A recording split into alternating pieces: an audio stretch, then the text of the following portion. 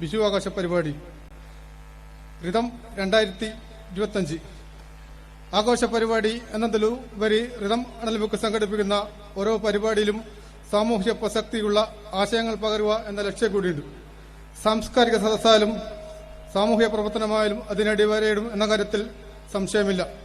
കൂടുതൽ നീട്ടുന്നില്ല. റിതം 2025 പരിപാടി ഉദ്ഘാടനം ചെയ്യുന്നത് പ്രശസ്ത കവിയും നമ്മുടെ നാട്ടുകാരനുമായിട്ടുള്ള ശ്രീനിവാസൻ തൂണേരിയാണ്. അദ്ദേഹത്തെ സ്നേഹാദരങ്ങളുടെ ഈ പരിപാടിയിലേക്ക് സ്വാഗതം ചെയ്യുകയാണ്. അതുപോലെ തന്നെ റിതം അണലിമുക്കിന്റെ സ്നേഹാദരം ഏറ്റുവാങ്ങാൻ ഇവിടെ എത്തിച്ചേർന്നിട്ടുള്ള ആൽനിക അശോക്, ശിവന്യ പ്രവി, സിദ്ധിഭൂഷൺ, ശ്രീഹരി എന്നിവരെ നിറഞ്ഞ സ്നേഹത്തോടെ സ്വാഗതം ചെയ്യുകയാണ്. അതുപോലെ തന്നെ ഈ പരിപാടിയിൽ നന്ദി അർപ്പിച്ച് സംസാരിക്കുന്നത് റിതം അണലിമുക്കിന്റെ ട്രഷറർ ബിനു ബാണി നടത്തലാണ്. സ്നേഹപൂർവ്വം സ്വാഗതം ചെയ്യുകയാണ്. ഈ പരിപാടിയിൽ പങ്കെടുക്കാത്തിയുള്ള മുഴുവൻ നാട്ടുകാരെയും സുഹൃത്തുക്കളെയും വിഷു ആശംസകളോടെ സ്നേഹപൂർവ്വം സ്വാഗതം ചെയ്യുന്നു. ഈ പരിപാടിയിൽ അധ്യക്ഷം വഹിക്കുന്നതിന് വേണ്ടി റിതം അണലിമുക്കിന്റെ പ്രസിഡന്റ് ബാബു മൂല്യത്തോട്ടിനെ സ്നേഹനിർഭരമായി സ്വാഗതം ചെയ്തുകൊണ്ട് ഞാൻ എന്റെ വാക്കുകൾ ചുരുക്കുകയാണ്. എല്ലാവർക്കും ഒരിക്കൽ കൂടി വിഷു ആശംസകൾ. അധ്യക്ഷം വഹിക്കുന്നതിന് വേണ്ടി അണലിമുക്കിന്റെ പ്രസിഡന്റ് ബാബുവിനെ ക്ഷണിച്ചോളും.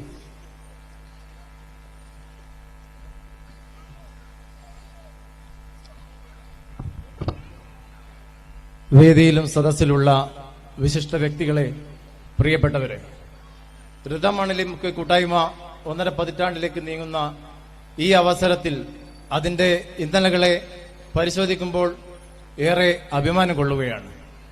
റിതത്തിന്റെ പ്രവർത്തന മണ്ഡലത്തിൽ സാരമായ പ്രയാസങ്ങൾ നേരിടേണ്ടി വന്നവരെ അവരുടെ കൈകൾ ചേർത്ത് പിടിച്ച് കൂടെയുണ്ടെന്ന ആത്മവിശ്വാസം പകരാൻ കഴിഞ്ഞിട്ടുണ്ട്. അത് സാമ്പത്തികമായും ശാരീരികമായും മാനസികമായും ഒക്കെയുണ്ട്.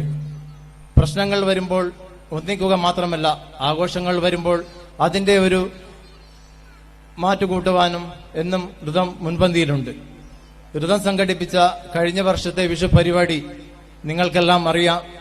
കുറച്ച് ശബ്ദ വ്യത്യാസത്തിലെ സാങ്കേതിക തകരാറ് കൊണ്ട് ഏറെ സങ്കടപ്പെടുത്തിയിട്ടുണ്ട്. അതിൽ തളർന്നു പോകാൻ ഞങ്ങളും 4 ഡിജിറ്റൽ സൗണ്ടും അതിന്റെ ഓപ്പറേറ്റർമാരും തയ്യാറില്ലെന്ന് അതിന്റെ ബാക്കി പത്രമാണ് ഇന്നത്തെ ഈ പരിപാടി. പറഞ്ഞു വെക്കുന്നത്, പോരായ്മകൾ വരുമ്പോൾ ഒറ്റപ്പെടാതെ ഒറ്റക്കെട്ടായി നേരിടാനാണ് പറ്റിയത്. കൂടുതൽ ദീർഘിപ്പിക്കുന്നില്ല. എല്ലാവർക്കും വിഷു ആശംസകൾ നേർന്നുകൊണ്ട് റിതത്തിന്റെ ആദരവ് ഏറ്റുവാങ്ങി ഈ പരിപാടി ഉദ്ഘാടനം ചെയ്യാൻ വേണ്ടി മലയാളത്തിന്റെ പ്രിയ കവിയും നാടിന്റെ അഭിമാനവുമായ ശ്രീനിവാസൻ തൂണേരിയെ ക്ഷണിക്കുകയാണ്. ശ്രീനിവാസൻ തൂണേരി പേരിനോടൊപ്പം തന്റെ നാടിനെയും ചേർത്ത് പിടിച്ച് പ്രശസ്തിയുടെ ഉന്നതിയിലേക്ക് കുതിക്കുന്ന നാടിന്റെ അഭിമാനം. കേരളം ഒന്നടങ്കം ഏറ്റുപാടിയ 63ാം സംസ്ഥാന സ്കൂൾ കലോത്സവ സ്വാഗതഗാനത്തിന്റെ രചയിതാവ്. 4 തവണ കാലിക്കറ്റ് യൂണിവേഴ്സിറ്റി ഇന്റർസോൺ കവിതാ പുരസ്കാരം, തിരൂർ തുഞ്ചനോത്സവം ദ്രുത കവിതാ പുരസ്കാരം, അങ്കണം സാംസ്കാരിക വേദി TV, കൊച്ചുബാവ സ്മാരക കവിതാ അവാർഡ്, എറണാകുളം ജനകീയ കവിതാവേദിയുടെ ചെമ്മനം ചാക്കോ സ്മാരക കവിതാ പുരസ്കാരം, നല്ലെഴുത്ത് കാവ്യാങ്കണം അവാർഡ്, ഉത്തര കേരള കവിതാ സാഹിത്യവേദി അക്കിത്തം സ്മാരക പുരസ്കാരം, ബംഗാൾ രാജ്ഭവൻ ഏർപ്പെടുത്തിയ എമേജിംഗ് യങ് മലയാളം പോയറ്റ് പുരസ്കാരം തുടങ്ങി നിരവധി അംഗീകാരങ്ങൾ ഇതിനോടകം അദ്ദേഹത്തെ തേടിയെത്തിയിട്ടുണ്ട്. മൗനത്തിന്റെ സുവിശേഷം, ഇഞ്ചുറി ടൈം എന്നീ കവിതാ സമാഹാരങ്ങളും മഴമുറിവുകൾ എന്ന ഓഡിയോ CD-യും പ്രസിദ്ധീകരിക്കപ്പെട്ടിട്ടുണ്ട്. നിറഞ്ഞ സ്നേഹത്തോടെ ശ്രീനിവാസൻ തൂണേരിയെ ഈ പരിപാടി ഉദ്ഘാടനം ചെയ്യാൻ സ്വാഗതം ചെയ്യുന്നു.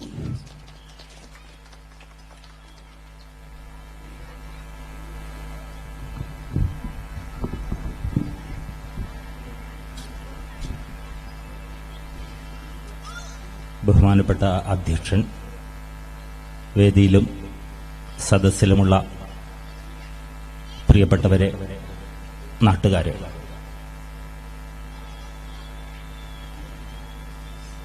(2025) വിഷു ആഘോഷിക്കാനാണ് നമ്മളൊക്കെ ഇപ്പോൾ ഇവിടെ ഒത്തുകൂടിയിരിക്കുന്നത്.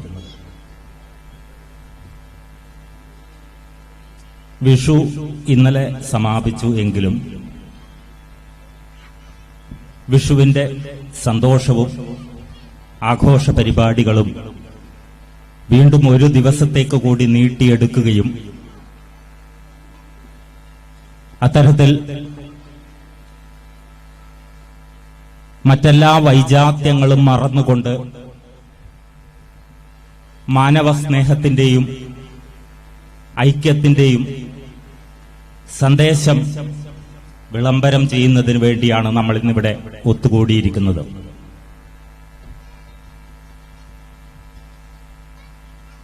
(2025) എന്തുകൊണ്ടും എന്നെ സംബന്ധിച്ച് വ്യക്തിപരമായി ഓർമ്മിക്കത്തക്കതായി തീർന്നിട്ടുണ്ട്. കാരണം കഴിഞ്ഞ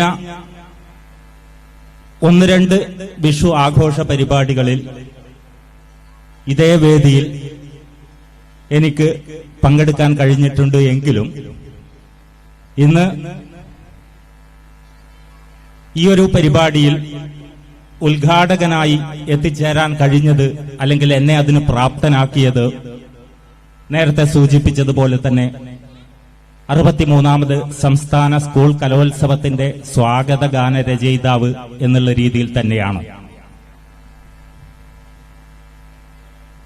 അതുകൂടാതെ തന്നെ വ്യക്തിപരമായി പറഞ്ഞാൽ ബംഗാൾ ഗവർണറുടെ പുരസ്കാരം,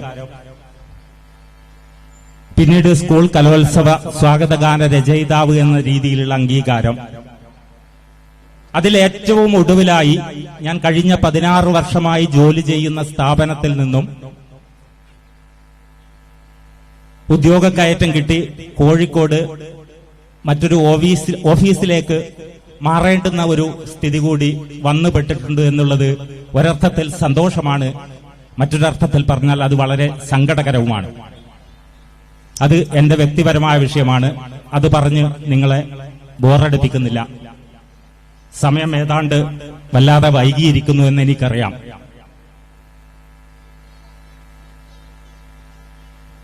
നമ്മുടെ മറ്റ് സംസ്ഥാനങ്ങളിൽ നിന്നും വ്യത്യസ്തമായി കേരളത്തിന്റെ ഇത്തരത്തിലുള്ള ജനകീയ ആഘോഷങ്ങളെല്ലാം നമ്മുടെ കാർഷിക ജീവിത രീതിയുമായി ബന്ധപ്പെട്ടുള്ളതാണ്. ഓണമായാലും ശരി, വിഷു ആയാലും ശരി, അത്തരത്തിലുള്ള ചെറുതും വലുതുമായ നമ്മുടെ എല്ലാ സാമൂഹ്യ ആഘോഷങ്ങളായാലും ശരി, അതിന്റെയൊക്കെ പിൻബലം എന്ന് പറയുന്നത് നമ്മൾ വളരെ മുമ്പ് തന്നെ ശീലിച്ചു വന്നിട്ടുള്ള ഒരു കാർഷിക സംസ്കൃതിയാണ്, അല്ലെങ്കിൽ കാർഷിക സംസ്കാരമാണ്. ഓണം പൂക്കളുടെ ഉത്സവമാണെങ്കിൽ വിഷു വിളവെടുപ്പിന്റെ ഉത്സവമാണ്. വിഷു എന്ന വാക്കിന്റെ അർത്ഥം സമം എന്നാണ്. അത് ജ്യോതിശാസ്ത്രത്തിന്റെ അടിസ്ഥാനത്തിൽ പറഞ്ഞാൽ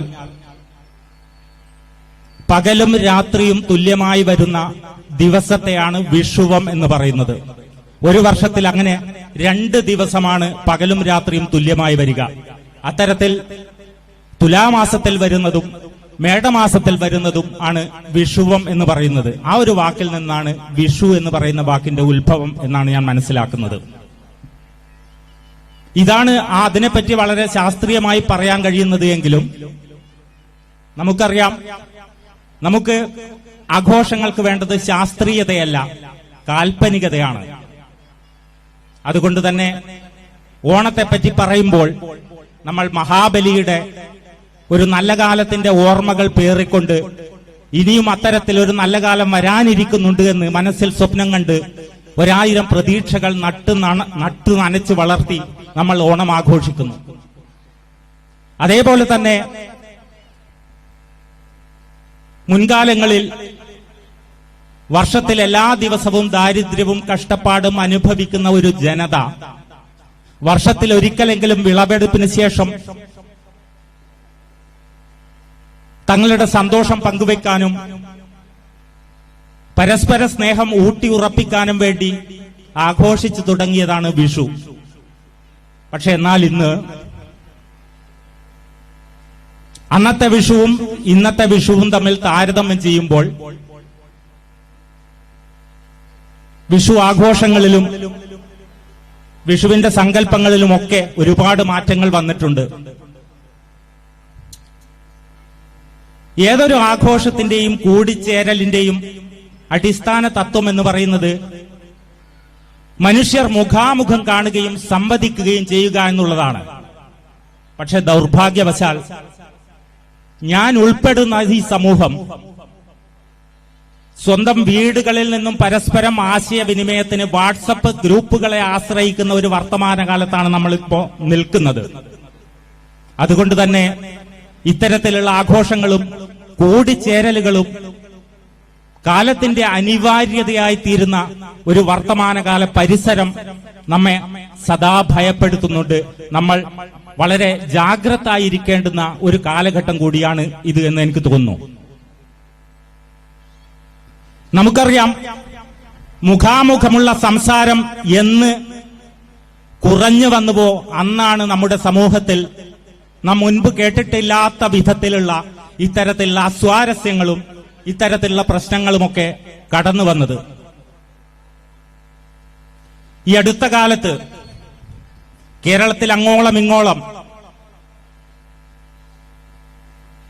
ലോകമനസാക്ഷിയെ തന്നെ ഞെട്ടിക്കുന്ന രീതിയിൽ ലഹരി ഉപയോഗവും അതിന്റെ വിതരണവും നടക്കുന്നതും അത് നിർമ്മാർജ്ജനം ചെയ്യാൻ വേണ്ടി ജാതി മത ഭേദമന്യേ സമൂഹം ഒറ്റക്കെട്ടായി മുന്നിട്ടിറങ്ങിയതും നാം കണ്ടു.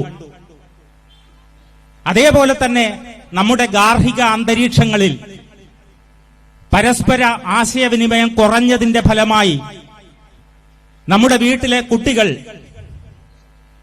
നാം വളർത്തി വലുതാക്കിയ കുട്ടികൾ തികച്ചും ക്ഷണികമായ ആവേശത്തിന്റെയും അത്തരത്തിലുള്ള സ്വപ്നങ്ങളുടെയും ഒക്കെ ചതിക്കുഴികളിൽപ്പെട്ട്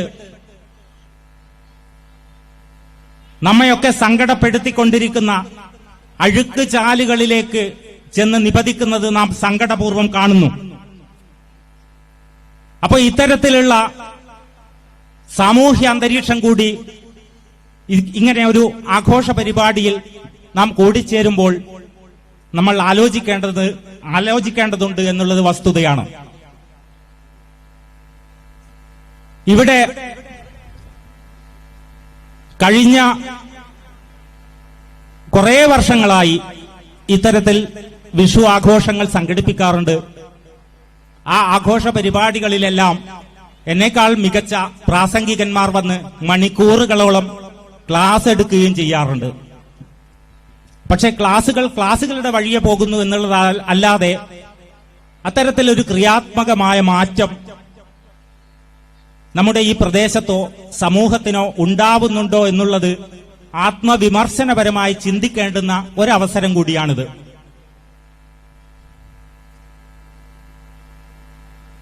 നമുക്ക് നമ്മുടെ നഷ്ടപ്പെട്ട ജീവിതം തിരിച്ചു പിടിക്കുന്നതിന് വേണ്ടി നമ്മുടെ സാമൂഹ്യ ജീവിതത്തിന്റെ ഏറ്റവും അടിസ്ഥാന ഘടകം എന്നുള്ള രീതിയിൽ കുടുംബത്തിൽ നിന്ന് എന്തൊക്കെ തിരുത്തലുകളാണ് ചെയ്യേണ്ടത് എന്ന് നാം ഓരോരുത്തരും ആലോചിക്കേണ്ടതുണ്ട്.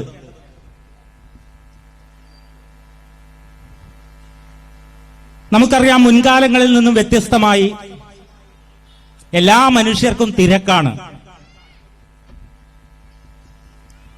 ചങ്ങാതിമാരെ പരസ്പരം മുന്നിൽ കാണുമ്പോൾ മുമ്പൊക്കെ ആയിരുന്നെങ്കിൽ ഒന്ന് ചിരിച്ച് ഹസ്തദാനം നൽകി കുറച്ച് വിശേഷങ്ങളൊക്കെ പങ്കുവെക്കാനും പരസ്പരം സല്ലപിക്കാനുമൊക്കെ സമയം കണ്ടെത്തിയിരുന്നു എങ്കിൽ ഇന്ന് ഒരാൾക്കും മറ്റൊരാളെയും തിരിഞ്ഞു നോക്കാൻ സമയമില്ല.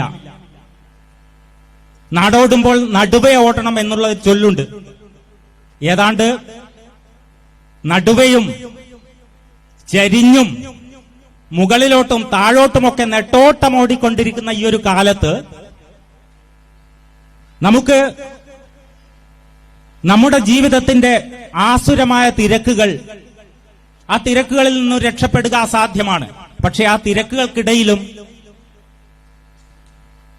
സഹജീവികളെ സ്നേഹിക്കാനും സഹജീവികളുടെ പ്രശ്നങ്ങൾ മനസ്സിലാക്കാനും അവരോട് തോളോട് തോൾ ചേർന്ന് അവരുടെ സങ്കടങ്ങളും പ്രയാസങ്ങളും അഭിമുഖീകരിച്ച് കൂടുതൽ നല്ലൊരു ജീവിതത്തിലേക്ക് അവരെ എത്തിച്ചേർക്കാനും നമുക്ക് സാധിക്കേണ്ടതുണ്ട് എന്നുള്ളത് കൂടി നാം ആലോചിക്കേണ്ടതുണ്ട്. അതുകൊണ്ട് തന്നെ ഇത്തരത്തിലുള്ള ആഘോഷ പരിപാടികൾ സംഘടിപ്പിക്കുമ്പോൾ കേവലം നൃത്തം ചെയ്യാനും പാട്ടുപാടാനും ഇത്തരത്തിലുള്ള ആഘോഷ പരിപാടികളിൽ മനം മറന്ന് ഉല്ലസിക്കാനും മാത്രമല്ല ഈ ഒരു കൂട്ടായ്മ എന്ന് പറയുന്നത്.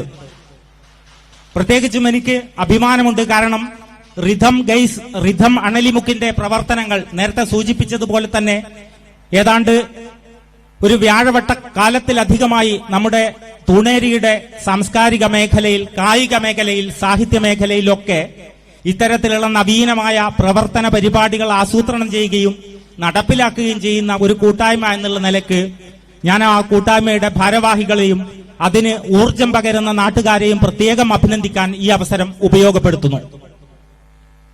ഈ ഒരു വൈകിയ വേളയിൽ വളരെ മനോഹരമായ ഒരു ഗാനമേള കേൾക്കാൻ വേണ്ടി അക്ഷമരായിരിക്കുന്ന നിങ്ങൾക്ക് ഞാൻ പറയുന്നതൊക്കെ അധിക പ്രസംഗമായി തോന്നുമെന്നുള്ളത് എനിക്ക് കൃത്യമായി അറിയാം. അതുകൊണ്ട് തന്നെ കൂടുതൽ ദീർഘിപ്പിക്കാൻ ഞാൻ ആഗ്രഹിക്കുന്നില്ല. നേരത്തെ ഇവിടെ സൂചിപ്പിച്ചു, കഴിഞ്ഞ പ്രാവശ്യത്തെ ആഘോഷ പരിപാടികൾ ശബ്ദ സംവിധാനത്തിന്റെ സാങ്കേതിക തകരാർ മൂലം പകുതിക്ക് വെച്ച് നിന്നുപോയതിന്റെ ഒരു സങ്കടം. പക്ഷെ യാദൃശ്ചികമായി പറയട്ടെ, നേരത്തെ കോഴിക്കോട് നിന്നും വന്ന് വീടിന്റെ ഉമ്മറത്ത് ഇങ്ങനെ ഇരിക്കുമ്പോൾ റോഡിലൂടെ ഒരാൾ നടന്നു പോകുന്നു. നല്ല മുഖപരിചയം. പെട്ടെന്ന് ആളെ മനസ്സിലായി, മറ്റാരുമല്ല മാഹിയിലുള്ള സുരേഷ് ബാബു എന്ന് പറയുന്ന ഒരു വ്യക്തിയാണ്. എങ്ങനെയാണ് എനിക്ക് സുരേഷ് ബാബുവിനെ പരിചയമെന്ന് നിങ്ങൾ ആലോചിക്കുന്നുണ്ടാവാം. ഏതാണ്ട് 99-2000 കാലഘട്ടത്തിൽ മാഹിയിലുള്ള ഒരു ക്ഷേത്രത്തിന് വേണ്ടി ഒരു ഭക്തിഗാന ആൽബം ചെയ്യാനുള്ള ഒരു ഭാഗ്യം എനിക്കുണ്ടായി.